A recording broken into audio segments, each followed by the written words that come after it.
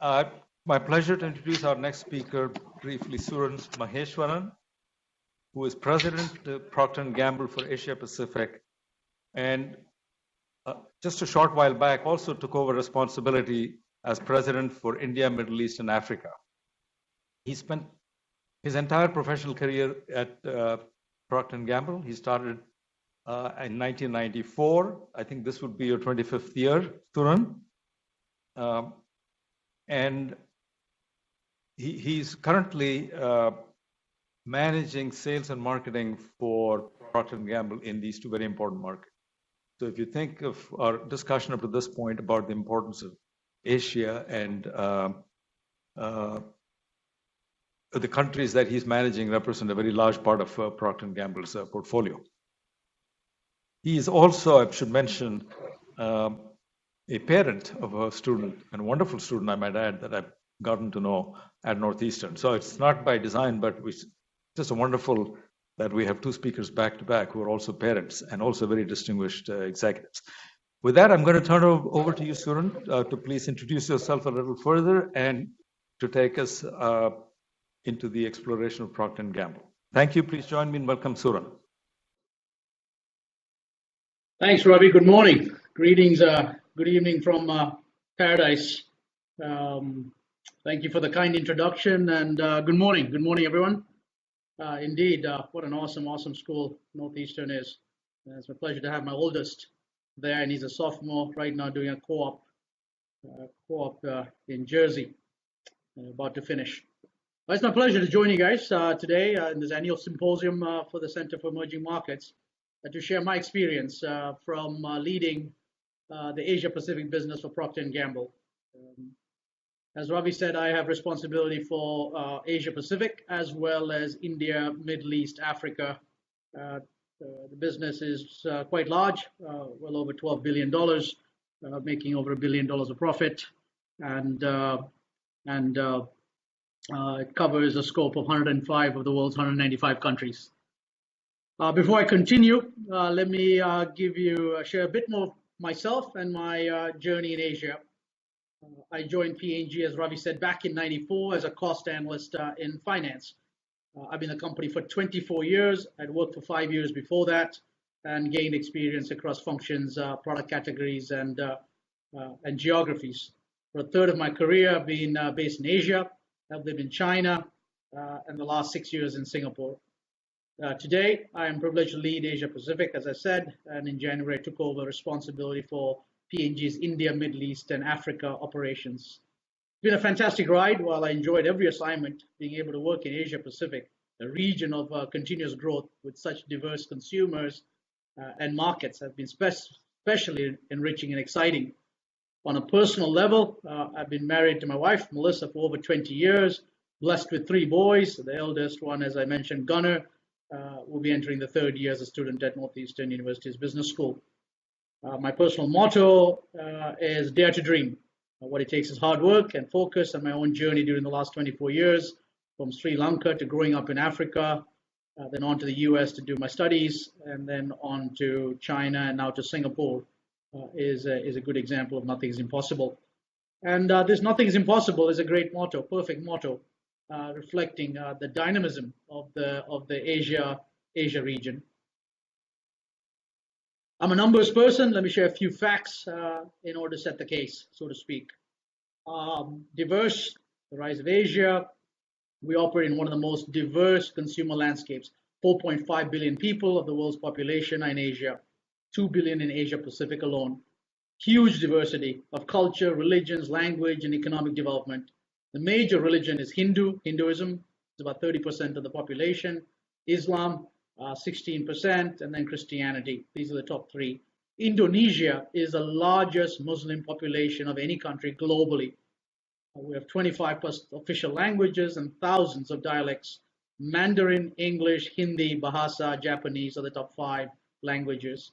APAC has the poorest and the wealthiest of folks, with the Forbes list including 160 billionaires from APAC versus, say, 400 in the US. It is the most digitally driven economy. It has one of the most digitally driven economies in the world, Japan, Korea, Singapore are in the foremost of the digital age. 50% of the world's internet users are in Asia.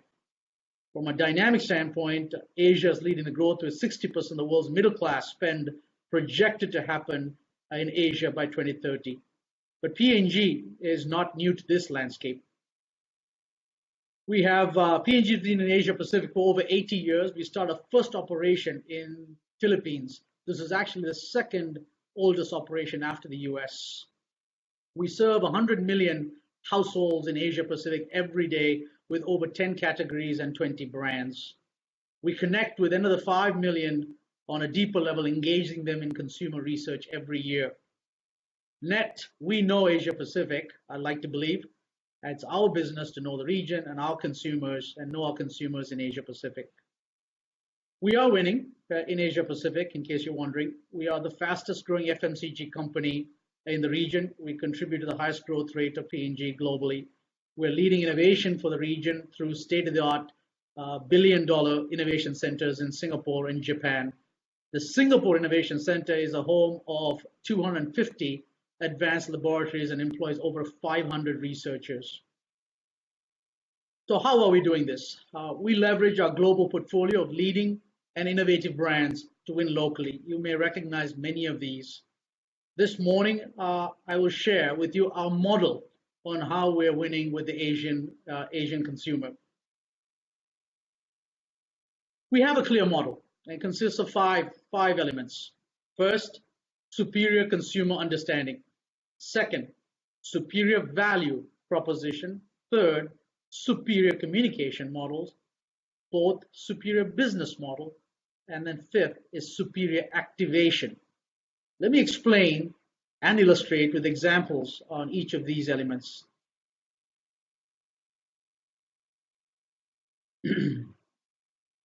First is the way we leverage superior consumer understanding to win in the Asian market. I'll share an example from Ariel, Philippines.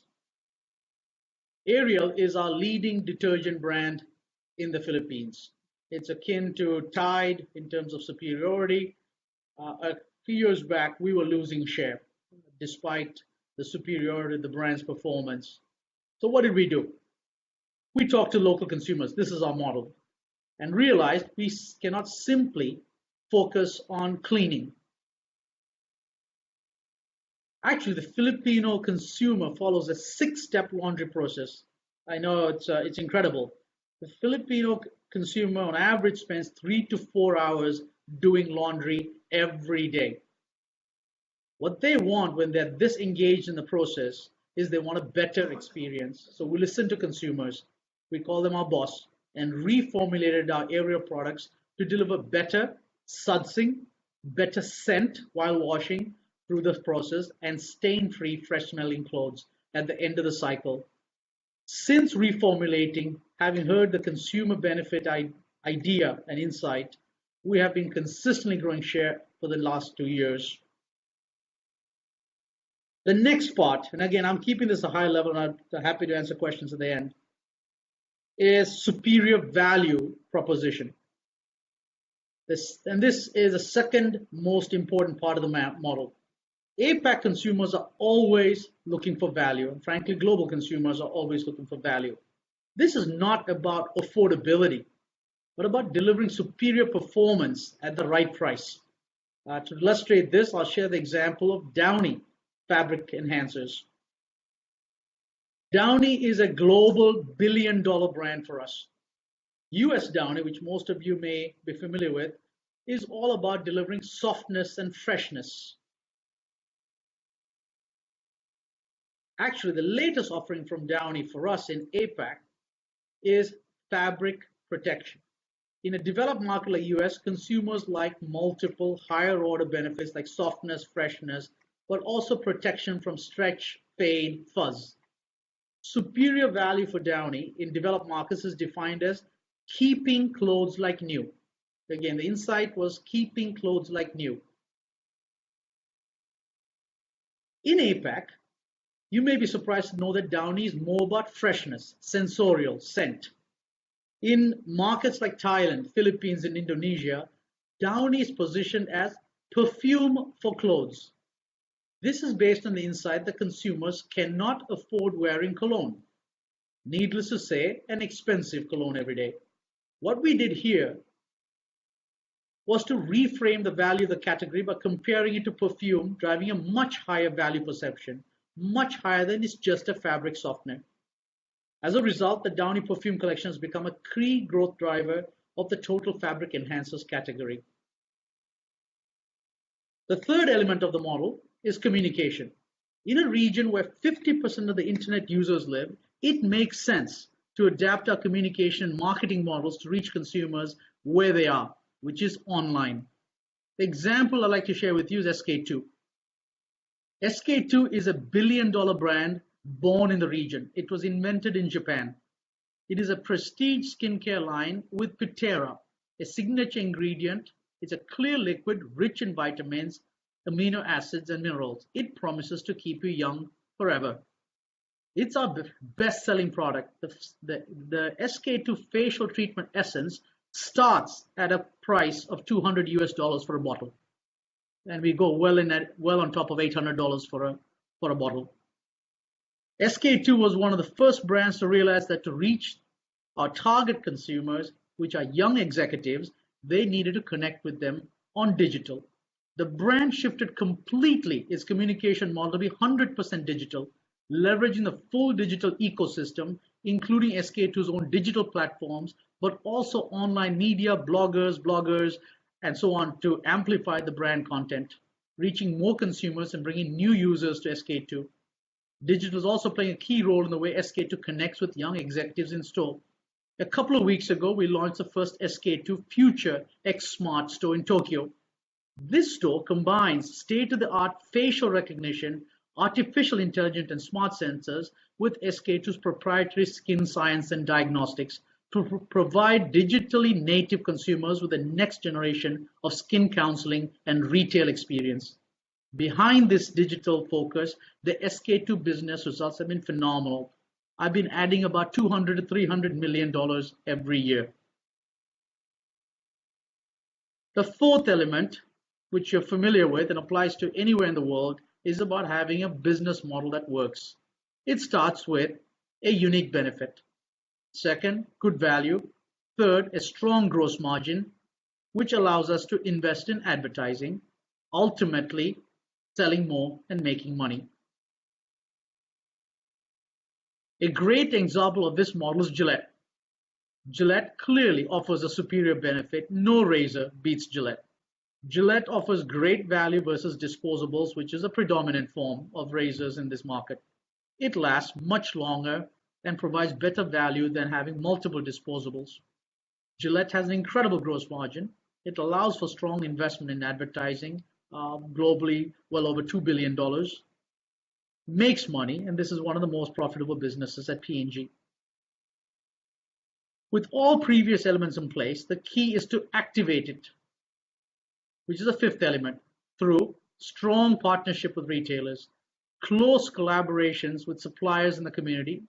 Third, get the support of the local regulators and local government, and have an empowered organization. This is critical in Asia.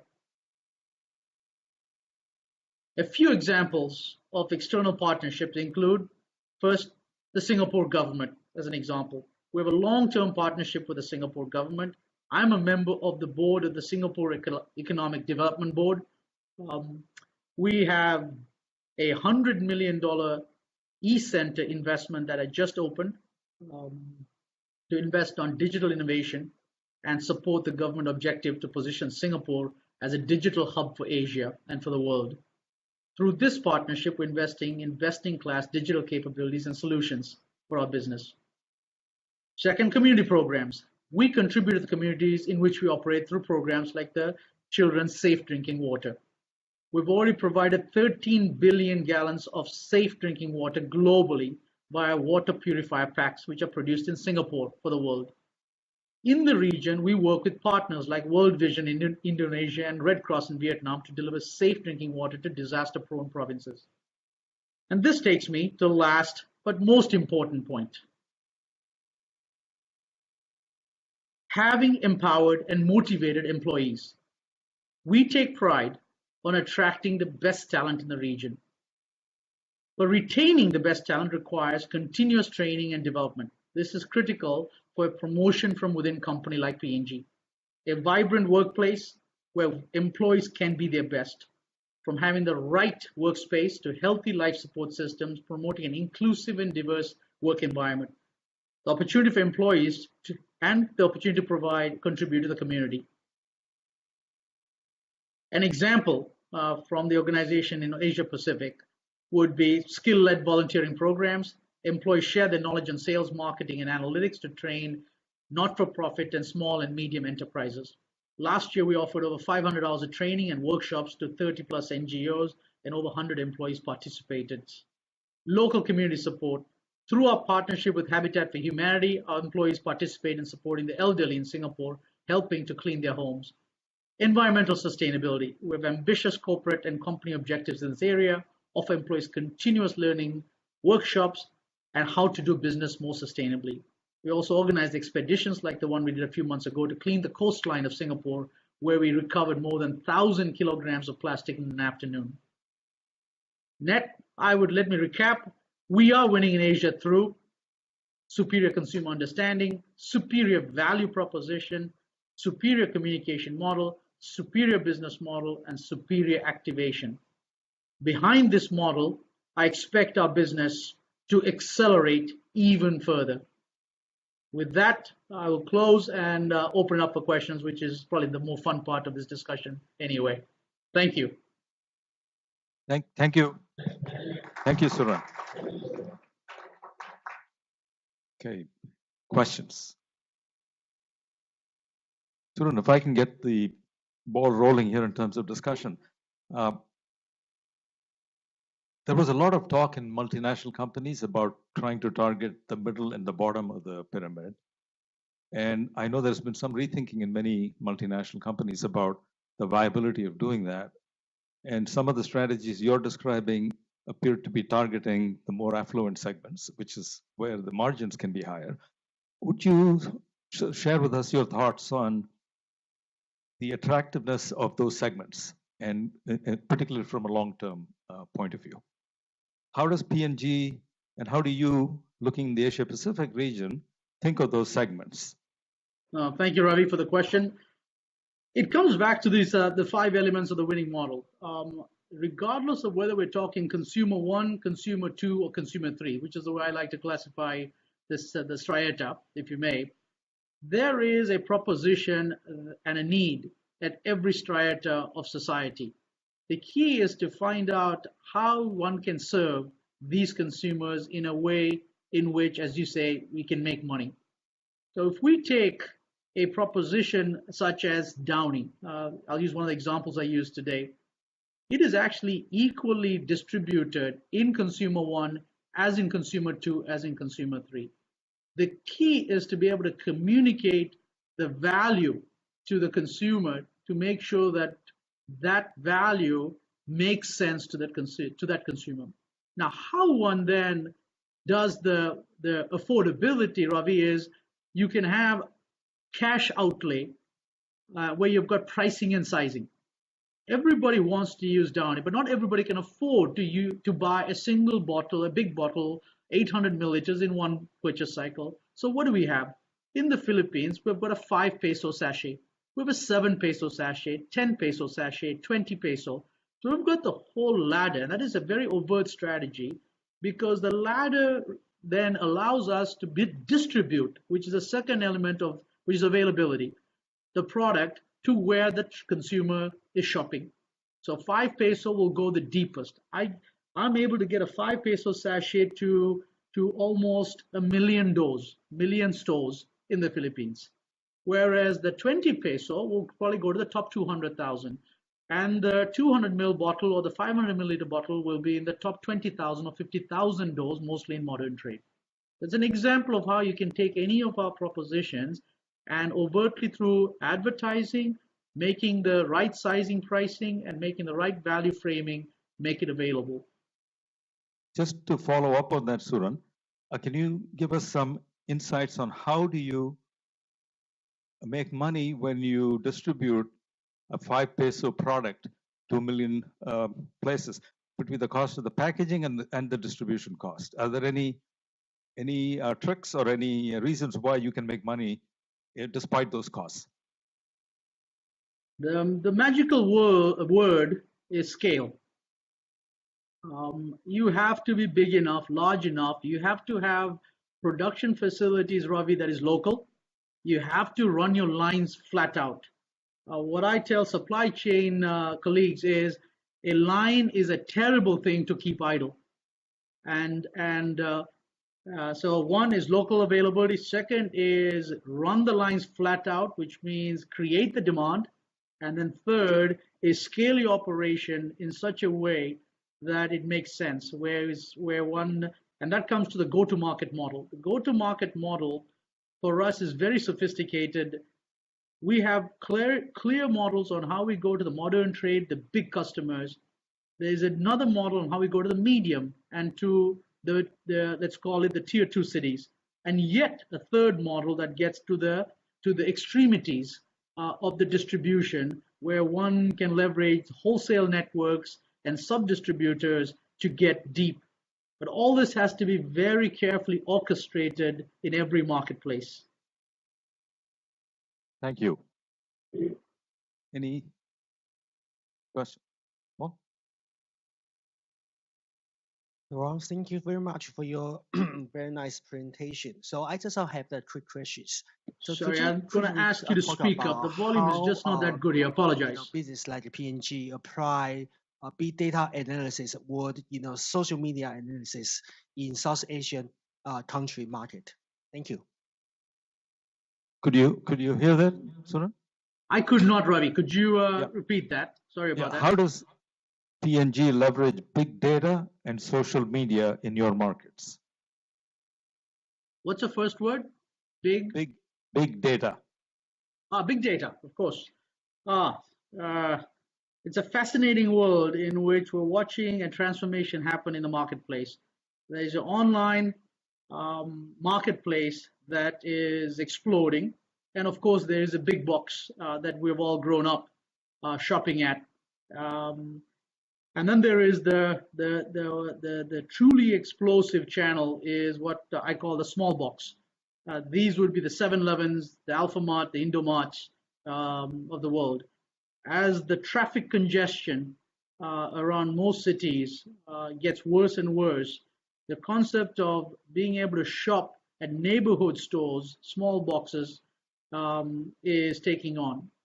In some way, in many of the countries, the big hyper supermarkets are declining from a category size, category growth, and the business is moving to these neighborhood stores who've got very efficient assortments. So on the question, big data, what an area we work is to partner with some of the big online retailers and emerging players, whether that is an Alibaba or a Lazada, a Rakuten, giving you some of the bigger names in Japan, Korea, China, and locally here in APAC, or a Coupang.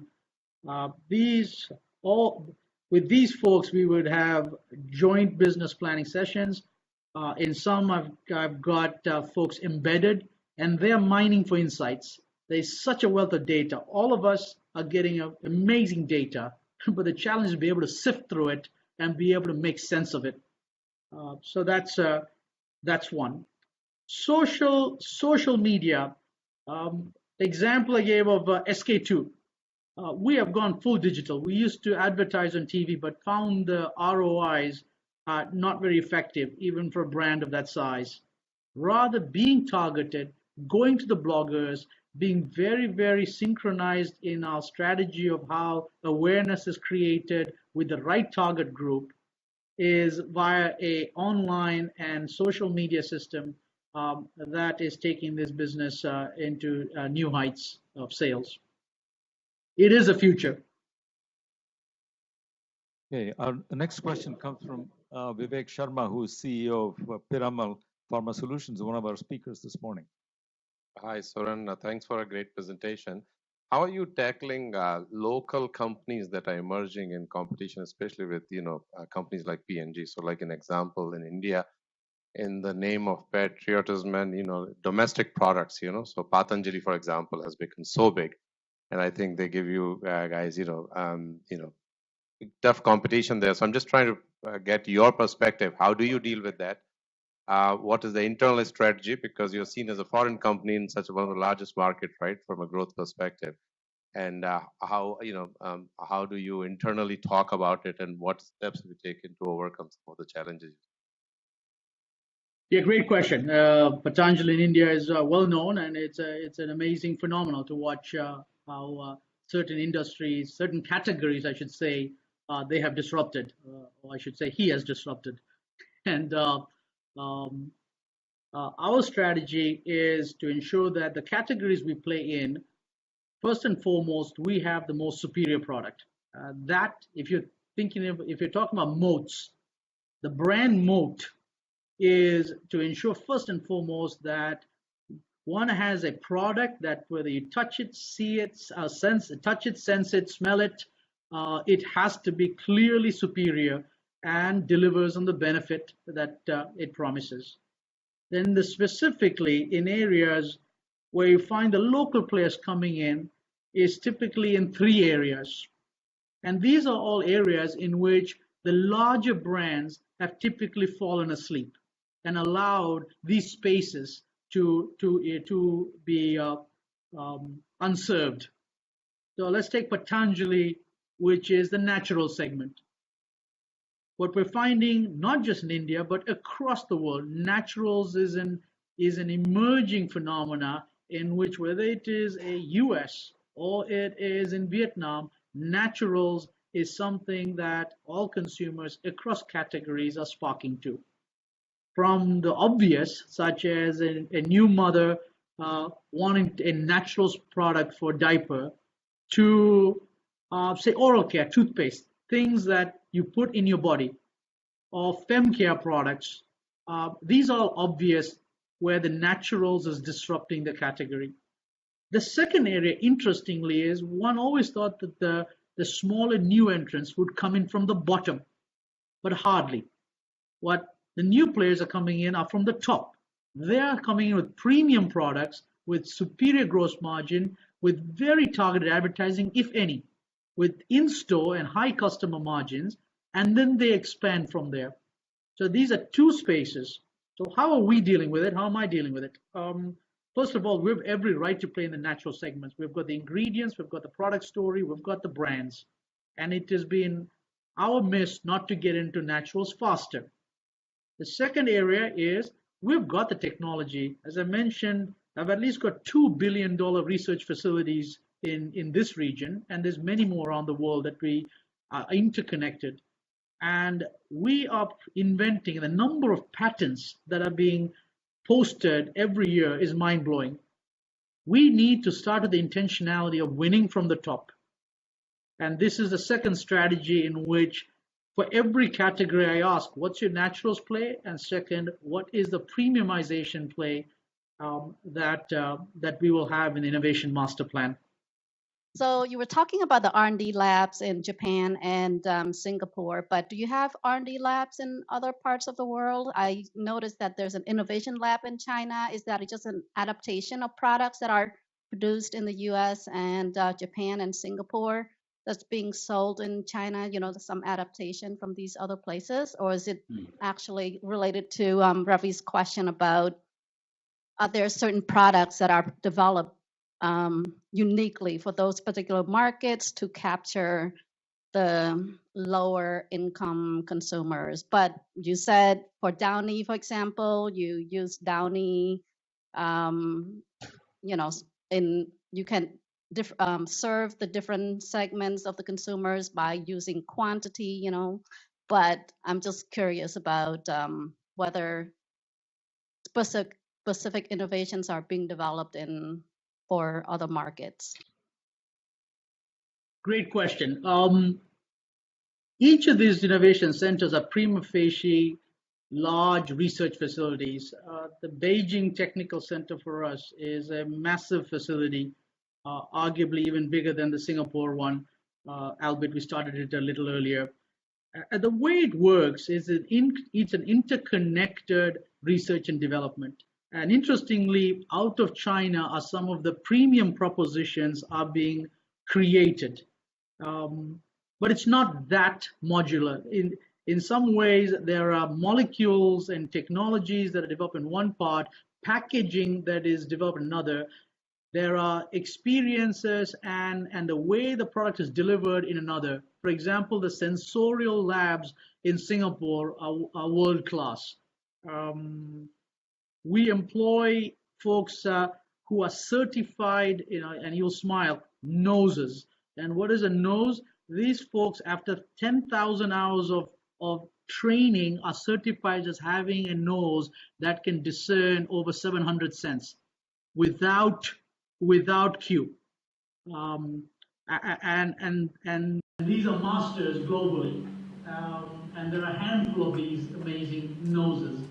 And they happen to be here in Singapore, a few of them, and a few in Beijing, and a few in the US. Again, I get excited about consumer products after 24 years. What we have is we take in some parts of the world, in many parts we take a connect and develop, because there are ecosystems in different markets, and then it all comes together. So it's not like one product would be developed solely in one place. I mean, that's rare anymore. We take inspiration from one place, connect and develop from another, packaging inspiration from another, and then we put it all together and that is the advantage of being a global company. Suran, the Escape product that you described, I don't think I've seen it in the US. Now, I'm not one who keeps up with the latest in fashion, but has anybody seen that product in the US? Oh, it is. Okay. All right. Never mind. You'll have to go to Saks Fifth Avenue. You talked about your supply chain. How does trade pact agreements like ASEAN in countries like Malaysia that have side agreements with China, Japan, and other, as well as TPP, factor into the long-term growth strategy of PG in Asia? You can repeat the question. Okay, you talked about your supply chains and your manufacturing and delivering products to the consumers. How does trade pacts like ASEAN and the side agreements that countries like Malaysia have with China and India, as well as the future TPP, factor into your future growth for P&G? Great question. I'm not sure where TPP or TPP is, so I'll set that aside for now and not comment on that. But it's not forefront for us at this point. I think it'll set aside, but I hope it works, because that'll be a benefit to the Asian consumer and to the Asian business. The trade pacts, and I see more and more of this in the Africa setting, because of the high tariffs of bringing goods across borders. In Asia and ASEAN, this is not as much a case. So the ecosystem is actually well conducive for business, and what we find is we're able to manufacture in one place and be able to fairly efficiently serve consumers in other Asia markets well at an affordable price. Our plants are an interconnected network, and we typically have got plants in almost every country in Asia. Great presentation. I'm Peter Goodson, and I represent the private equity contingent of One here today, and former partner at CD&R, where A.G. Lafley found a home for a period of time, your former CEO. I think of great companies, and I really believe that talent is the king, and backfill with strategy. And you are one of the greatest training grounds of talent in the world, well known for it. And everybody in our world of investment and trying to emulate what you've done and steal your people, how do you retain your talent? It's a great question, and one that we spend considerable amount of time. We are one of the few companies, I guess, who I promote from within. I started as a new hire at the first level 24 years ago, and I'd say 99% of the P&Gers are built the same way. Um, Talent retention is core because the sheer investment one makes in each person over time, experience, and mastery. It comes down to ensuring that the employee value equation is maximum. This, of course, comes with the biggest currency for all of us at the end of the day, which is much more than what we get paid or and the like, which is growth. What P&G offers everybody, and I can attest to this over the 24 years, is every year, every quarter, every day has been like a new day, a new growth. We typically don't let people get stale. That's the biggest currency. The second is to ensure that the work environment and the ecosystem is one that is conducive to a camaraderie. I couldn't even imagine working somewhere else now. I can get to any issue and to anyone in the company pretty much after these years with a quick text, a WhatsApp message, or friends. And just the speed of doing business that way versus going someplace where you have to look up an org chart is daunting. I think the third is at the end of the day, we're going to have to be competitive in the rewards and benefits because it is an efficient market, and we have to make sure that the compensation is commensurate with the mastery and experience, or the idiosyncratic mastery and experience of P&G. That's obviously a given, but that's a base. So, Suran, we have more questions, but I'm afraid our time is up. And we have a very tight schedule, and I know it's past 10 o'clock for you, 10 p.m. So can I thank you so much for giving us your time and sharing your insights? Thank you.